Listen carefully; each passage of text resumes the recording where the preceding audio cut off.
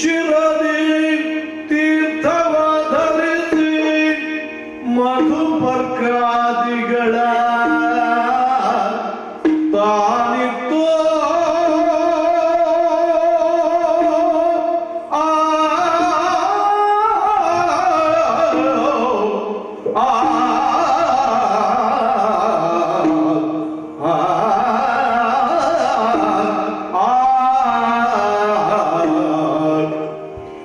ವರರತ್ನಮಯ ಪೀಠ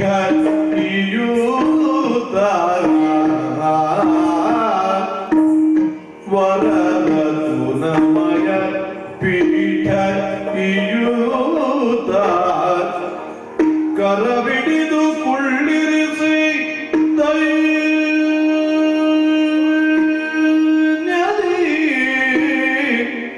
ಕರಬಿಡಿದು ಕುಳ್ಳಿರಿಸಿ ದೈನ್ಯದಿ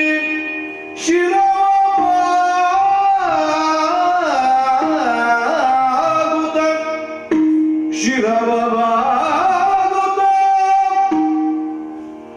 ಗುರುವೇ ಗುರುವೇ ಗುರುವೇ ನಮೋ ಎಂದು ನಿಂದಿರಲು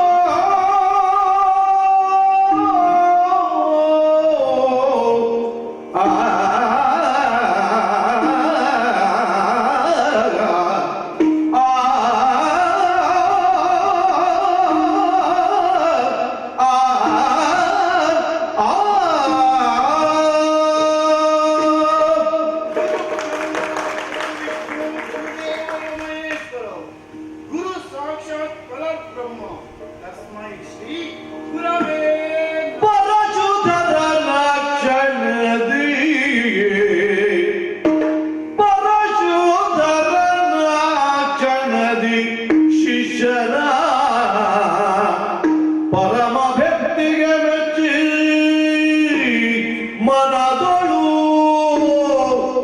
ಪರಮ ಭಕ್ತಿಗೆ ಮೆಚ್ಚಿ ಮನದೊಳು ಧರೆಯೊಳು ನಿನಗೆಯುಂಟೆ ಧರೆಯೊಳು ನಿನಗೆಯುಂಟೆ ಎನ್ನುತ್ತ ಆಗ ಬೇಳಿದನು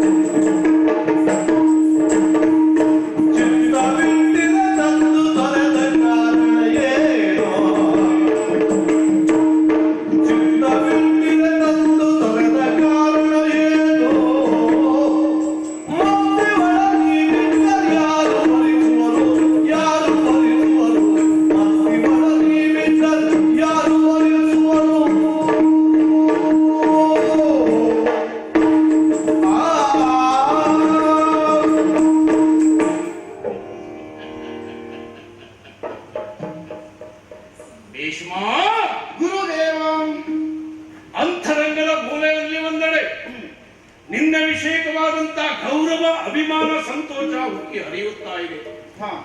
ಆದರೂ ಜನ್ಮ ಸಾರ್ಥಕವಾಯಿತು ಸ್ವಾಮಿ. ನೀವೇನು ಮಾಡಬಹುದೇ? ಹೇಗೆ? ನಿನ್ನ ಬುದ್ಧಿಯನ್ನ ಎಲ್ಲಿಟ್ಟಿದ್ದೀಯೋ ನೀನು? ಯಾಕೆ ಸ್ವಾಮಿ? ಅಲ್ಲದೆ ಹೋದರೆ ನಿನ್ನ ವಿಷಯಕವಾಗಿ ಹೆಮ್ಮೆ ಪಡುತ್ತಾ ಇದ್ದವ ನಾನು. ಆದರೆ ಇನ್ನೊಂದು ವರ್ತಮಾನವನ್ನ ಕೇಳಿದ ಆ ಕ್ಷಣದಲ್ಲಿ ನಾನು ಯೋಚಿಸಿದ್ದೆಲ್ಲ ತಪ್ಪಾಯಿತೋ ಎನ್ನುವ ಭ್ರಮೆ ನನ್ನನ್ನು ಕಾಡುತ್ತಾ ಇದೆ. ಈ ದಿನದ ವರ್ತಮಾನವನ್ನೇ ಕೇಳಿ ತೀರ್ಮಾನ ಮಾಡುವಂತಹ ಕಾಲ ಅಲ್ಲವಲ್ಲ ಗುರುದೇವ. ಅದಕ್ಕಾಗಿ ಅಲ್ಲವೇ ನಾನು ಇಲ್ಲಿವರೆಗಾಗಿ ಬಂದದ್ದು. ಹೇಳಿ ಪರಾಕೆ. ಭೀಷ್ಮ, ಏನು? ಕೆಲವೇ ದಿನಗಳ ಹಿಂದೆ ಕಾಶಿಯಲ್ಲಿ ಸ್ವಯಂವರವೊಂದು ಏರ್ಪಟ್ಟಿತ್ತು. ವಿಕ್ರಮವೇ ಪಣ ಎಂಬ ಹಾಗೆ ಅಲ್ಲಿ ಹೋಗಿದ್ದೀಯೋ ನೀನು? ಗೆದ್ದು 3 ಜನರನ್ನು ತಂದಿದ್ದೇನೆ. ವಿಕ್ರಮದ ವಿಕ್ರಮವೇ ಪಣದ ನಿಯಮದಂತೆ ಗೆದ್ದಿದ್ದೀಯ. ಪಣದ ನಿಯಮದಂತೆ ಅಲ್ಲ, ತಂದಿದ್ದೇನೆ. ಅಂತೂ ತಂದಿದ್ದೀಯ. ಹೌದು. ನೀನು ನಿನ್ನ ಮನದ ಎಣಿಕೆ ಅಂತ ಹೇಗೆ ಯೋಚಿಸು, ಹಾ. ಆದ್ರೆ ಅಲ್ಲಿ ನಿರ್ಣಯ ಆಗಿದ್ದು ವಿಕ್ರಮವೇ ಪಣ. ಆಹಾ. ಸತ್ಯ ತಾನೇ? ಸುದ್ದಿ ಮಹೇಂದ್ರಾಚಲದ ಮೇಲೂ ಮುಟ್ಟಿದೆ. ಆ ಕಾರಣಕ್ಕಾಗಿ ಬಂದಿದ್ದೇನೆ. ಹಾ. ಅಂಥ ನೀನು ತಂದ ಮಕ್ಕಳನ್ನ ಹಾ. ವರಿಸದೆ ಹ್ಮ್. ಇನ್ಯಾರಿಗೋ ತಮ್ಮನಿಗೆ 2 ಕೊಟ್ಟು ಮದುವೆ ಮಾಡಿದ್ದೇನೆ. ಮತ್ತೊಬ್ಬಳನ್ನ ಆಗಲಿಲ್ಲ. ಆದರೂ ಹ್ಮ್. ಅವಳ ವಿಷಯಕವಾಗಿ ಯೋಚಿಸಬೇಕಿತ್ತು. ಇನ್ನೊಬ್ಬನಲ್ಲಿ ಅನುರಕ್ತಳಾದ ಅವಳನ್ನ ಯಾಕೆ ನಾನು ಬಿಟ್ಟೆ ಬಂದಿರ?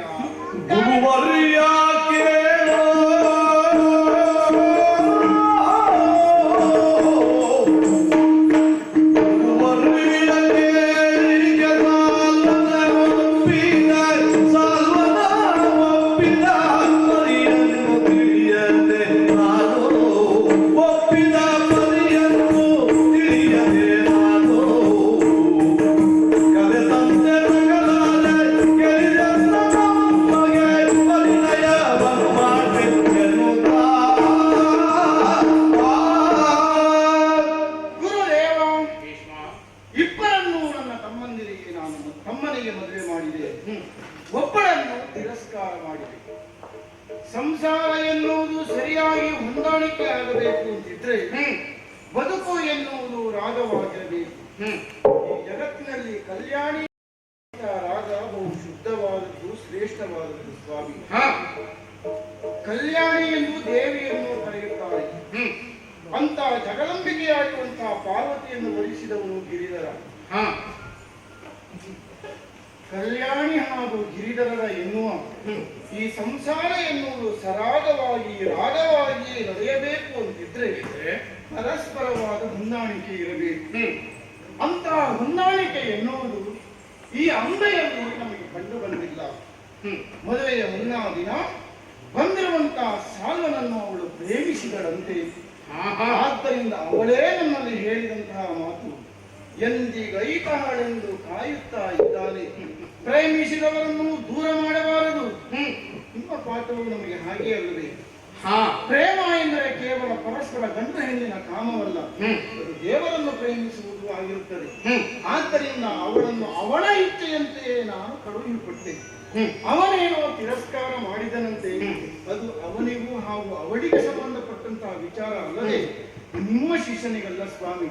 ಅದಲ್ಲದೆ ನೀನ್ ಯಾಕೆ ಆಗಲಿಲ್ಲ ಅಂತ ನೀವು ಕೇಳಿದ್ರೆ, ನನಗೆ ಪಾಠ ಮಾಡಿದಂತ ನಿಮಗೆ ಪುನಃ ಓಂಕಾರದ ಅಕ್ಷರಗಳನ್ನು ನಾವು ನೆನಪಿಸಬೇಕು. ಅಗತ್ಯ ಇಲ್ಲ ನಮಗೆ. ದೇವವ್ರತಾಖ್ಯನಾಗಿರುವಂತಹ ನಾನು ಭೀಷ್ಮ ಎಂದು ನೀವು ಕರೆಯುತ್ತೀರಿ ಅಂತಿದ್ರೆ ಅದು ತಂದೆ ಗೋಸುಗ ಎಂಬುದು ನೆನಪಿರಲಿ. ಭೀಷ್ಮ ತಪ್ಪಿದ್ದು ಕೇವಲ ಇಲ್ಲೇ ಅಲ್ಲ, ಮೂಲದಿಂದಲೇ ತಪ್ಪಿದ್ಯಾ ಅಂತ ಹೇಳಿದ್ರು ತಪ್ಪಾಗ್ಲಿಕ್ಕಿಲ್ಲ. ಸ್ವಯಂವರ ಮಂಟಪಕ್ಕೆ ನೀನು ಹೋಗಿದ್ಯಾ? ಕರೆ ಇತ್ತೋ ನಿನಗೆ? ಕರೆ ಇಲ್ಲ. ನಾಡಿನ ಮರ್ಯಾದೆ ಉಳಿಸುವ ಎನ್ನುವ ನಪದಿಂದ ಹೋದಿಯ, ಹೋಗಿ ಗೆದ್ದು ತಂದಿಯ. ಉಭಯರಿ ಒಂದು ವ್ಯವಸ್ಥೆ ಆಯಿತು.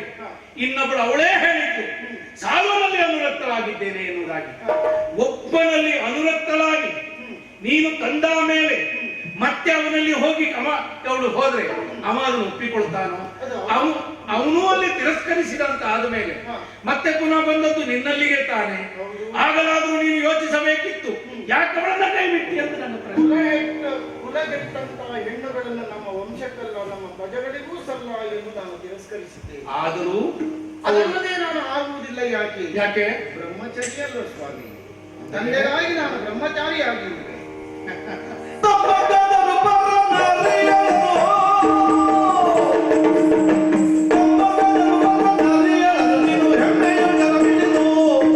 ಹೆಮ್ಮೆಯ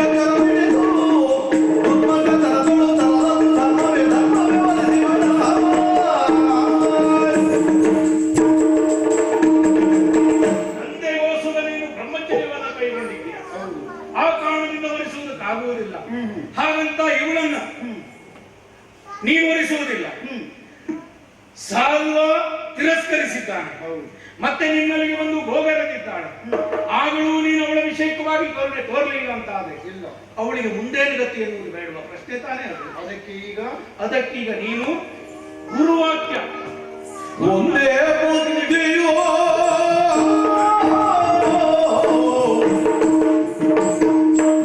ಒಂದೇ ಬುದ್ಧಿಯು ಗ್ರಂಥ ಒಂದೇ ಮಾರ್ಗವು ಒಂದೇ ಮಾರ್ಗವು ತೊರೆದಿದ್ದೀಯೋ ನಡೆಯುವ ಒಂದೇ ಗೋಸುರಗಳಿಗೆ ಶಪಥವ ನಡೆಸಲು ಮುಂದೆ ಮಾತಕವಿಲ್ಲ.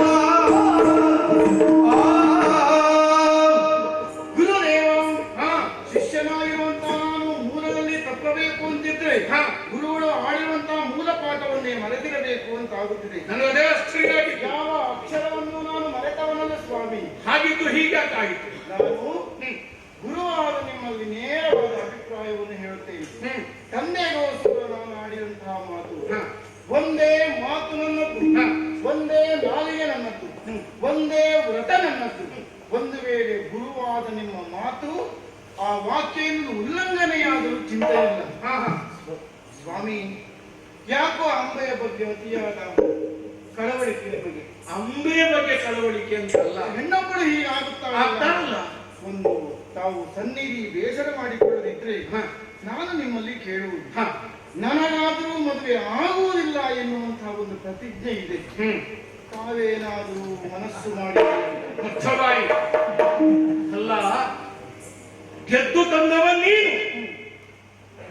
ಹಾಗಂತ ನೀನು ಕರೆಯಿದ್ದು ಹೋಗಿ ಅಲ್ಲಿ ಗೆದ್ದು ತಂದದ್ದಲ್ಲ.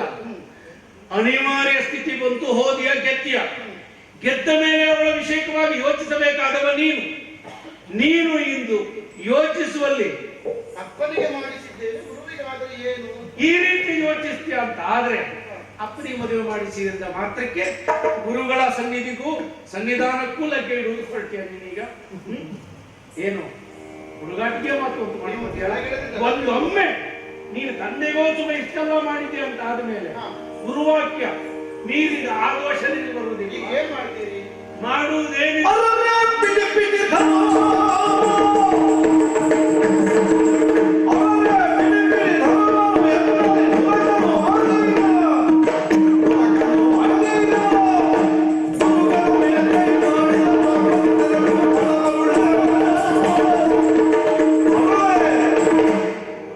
ಇಲ್ಲ ಅಂತಂದ್ರೆ ಮುಂದೇನು ಅವಳಿಗೆ ನ್ಯಾಯವನ್ನು ಕೊಡಿಸ್ತೇನೆ ಎನ್ನುವುದಾಗಿ ಅವಳನ್ನು ಕರ್ಕೊಂಡೇ ಬಂದಿದ್ದೇನೆ.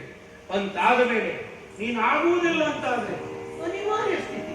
ನೀನು ನೋಡದೆ ಸುಖ ಮಾಡಬೇಕು ಅನಿವಾರ್ಯ ಸ್ಥಿತಿ ಹೇಳಿಕೊಳ್ಳಿ ತಾನೇ. ಗುರುವನೇ ನೋಡೋ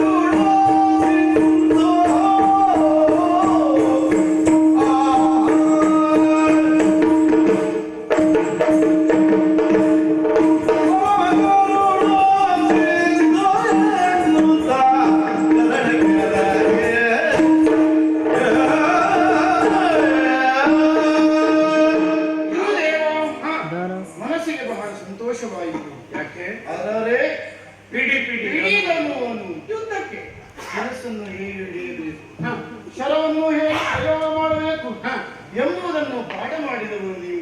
ಅಷ್ಟು ಪ್ರಜ್ಞೆ ಇದೆ. ಬಹುಶಃ ಶಿಷ್ಯ ಇದೆಲ್ಲವನ್ನು ಮರೆತಿದ್ದಾನೆ ಎಂದು ನೀವು ಭಾವಿಸಿದ್ದೀರಾ? ಇಲ್ಲವೇ ಇಲ್ಲ. ಅಂದ್ರೆ ಅದೆಲ್ಲವನ್ನು ಹಿಡಿಯುತ್ತೇನೆ, ನಿಮ್ಮಲ್ಲಿ ಹೋರಾಡುತ್ತೇನೆ. ಅದು ಒಂದು ಮಾತು, ಹೋರಾಡೊಂದು ಸಿದ್ಧತೆ ನಡೆಯುವಂತಹ ಕದನದಲ್ಲಿ ನಿಮ್ಮ ಪ್ರಿಯ ಶಿಷ್ಯನಾಗಿರುವಂತಹ ಈ ಭೀಷ್ಮನಿಗೆ ಜಯವಾಗಲಿ ಎರಡು ಕೈಗಳಿಂದ ಆಶೀರ್ವಾದವನ್ನು ಮಾಡಿ. ಬಹಳ ಬುದ್ಧಿವಂತ, ಭಾರಿ ಬುದ್ಧಿವಂತ. ಇದರ ಅರ್ಥ ಇದೆ ಅಲ್ವಾ? ತನಗೆ ಜಯವಾಗಲಿ ಎನ್ನುವುದಾಗಿ ಗುರುವಾದ ನಾನು ಆಶೀರ್ವದಿಸುವುದರೊಂದಿಗೆ ನಾನು ಸೋತಿಂದು ಹೋಗಲಿ ಅಂತ. ಅಷ್ಟೇ ತಾನೇ?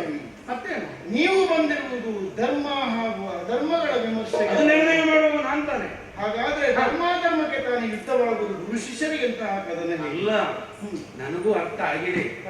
ನೋಡು, ನಿನ್ನನ್ನ ಪ್ರಶ್ನಿಸುವಲ್ಲಿ ಬಂದ ನಾನು, ವಿಷಯ ಬೇರೆ ಇದೆ ಎನ್ನುವುದು ನನಗೂ ಗೊತ್ತಿದೆ. ನಿನ್ನನ್ನ ಗೆಲ್ಲುವುದರೊಂದಿಗೆ ನನಗಾಗಬೇಕಾದದ್ದು ಇಲ್ಲ, ನೀನ್ ನನ್ನನ್ನು ಗೆಲ್ಲುವುದರಿಂದ ಆಗಬೇಕಾದದ್ದು ಇಲ್ಲ. ಆದ್ರೆ ಇಲ್ಲಿ ಏನು ಗೊತ್ತುಂಟ, ನಿಶ್ಚಯ ಆಗಬೇಕಂತ ನೀನೇ ಹೇಳಿದೆಯಲ್ಲ, ಧರ್ಮ ಅಧರ್ಮ ಅದೇ ಇಲ್ಲಿ ನಡೆಯುವುದು. ಸಿದ್ಧರಾಗಿ ಯುದ್ಧಕ್ಕೆ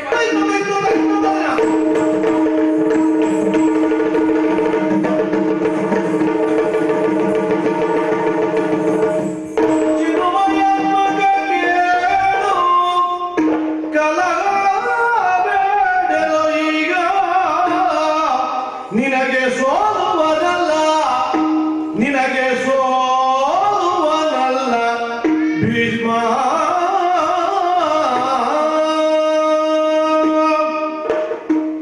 ಏನು ಆಶ್ಚರ್ಯ, ನಿಮಗೆ ಆದದ್ದು ಅಶರೀರವಾಣಿ. ಭೀಷ್ಮ ನಿನಗೆಂದು ಸೋಲುವವನಲ್ಲ. ಚಿನ್ಮಯಾತ್ಮಕ ಕೇಳು. ನನಗೆ ಅದರ ಅರ್ಥ, ನನ್ನ ನಿನ್ನೊಳಗಿನ ಯುದ್ಧ ಇನ್ನು ಮುಂದೆ ನಡೆಯಕೂಡದೆನ್ನುವುದೇ ತೀರ್ಮಾನ. ಹಾಗಿದ್ರೆ ಸೋಲು ಗೆಲುವಿನ ನಿರ್ಣಯ ಎನ್ನುವುದು ಬೇಕಲ್ಲ. ಭೀಷ್ಮ, ಗುರುದೇವ, ಸೋಲು ಗೆಲುವಿನ ನಿರ್ಣಯ ನಾನು ಕೊಡ್ತೇನೆ. ಅದೆಷ್ಟೋ ಸಮಯ ಹೋರಾಟ ಮಾಡಿದ್ರು ನನ್ನೊಳಗೆ ತೀರ್ಮಾನ, ನನ್ನ ನಿನ್ನೊಳಗಿನ ಯುದ್ಧದಲ್ಲಿ ಜಯ ಅಪಜಯ ತೀರ್ಮಾನ ಆಗ್ಲಿಲ್ಲ ಅಂತಾದ್ರೆ ಒಂದು ದೃಷ್ಟಿಯಲ್ಲಿ ನಿನ್ನದ್ದೇ ಜಯ. ಸೋಲುವುದಿಲ್ಲ ಅಂತ ದೇವತೆಗಳು ಹೇಳಿದ್ದಾರೆ. ಅದರ ಅರ್ಥ ಅಷ್ಟೇ, ನಾವು ತೀರ್ಮಾನಿಸಬೇಕು. ನೀನು ಗೆದ್ದಿದ್ದೆ ಎನ್ನುವುದು ಸ್ಪಷ್ಟವಾಯಿತು. ಇದು ನಾನು ಮೊದಲೇ ಹೇಳಿದ ಹಾಗೆ ಧರ್ಮಾಧರ್ಮದ ನಿರ್ಣಯ ಇಲ್ಲಿ ನಿರ್ಣಯ ಕೊಟ್ಟಾಗಿ ಯೋಚಿಸಬೇಕಾದದ್ದಿಲ್ಲ ಎಂದು ನಾನು ಮೆಚ್ಚಿದೆ. ಭೀಷ್ಮ, ನೀನೆಂದು ತಪ್ಪುವವನಲ್ಲ ಎಂಬ ವಿಚಾರ ನಾನು ಅರಿಯದೇ ಬಂದವನಲ್ಲ. ಲೋಕಕ್ಕೆ ತಿಳಿಯಬೇಕು ನಾನಿತ್ತು, ನನ್ನ ನಿನ್ನೊಳಗಾದ ಪ್ರಯೋಜನ ಇಲ್ಲ. ಲೋಕಕ್ಕೆ ತಿಳಿಯಬೇಕು ಎಂಬ ಕಾರಣಕ್ಕಾಗಿ ಅವಳ ನೆಪವನ್ನು ವಹಿಸಿ ನೀನೆಷ್ಟು ಏನು ಎನ್ನುವುದನ್ನು ಲೋಕಕ್ಕೆ ತೋರಿಸುವುದಕ್ಕಾಗಿ ನಾನಿಲ್ಲಿವರೆಗಾಗಿ ಬರಬೇಕಾಯಿತು. ಇದೋ ಮೆಚ್ಚಿದೆ. ಈಗ ಇನ್ನು ಮುಂದಿನ ಏನಿದೆಯೋ ನಿನಗೆ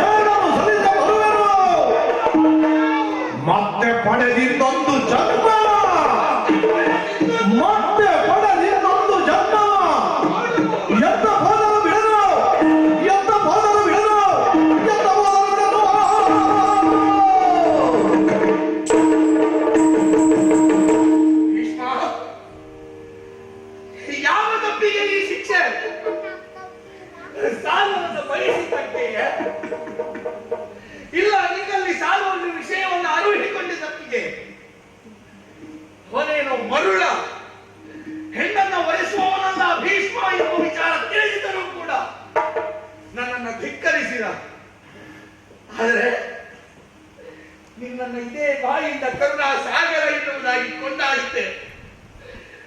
ಆದರೆ ಕರುಣಾ ಸಾಗರ ಅಲ್ಲ,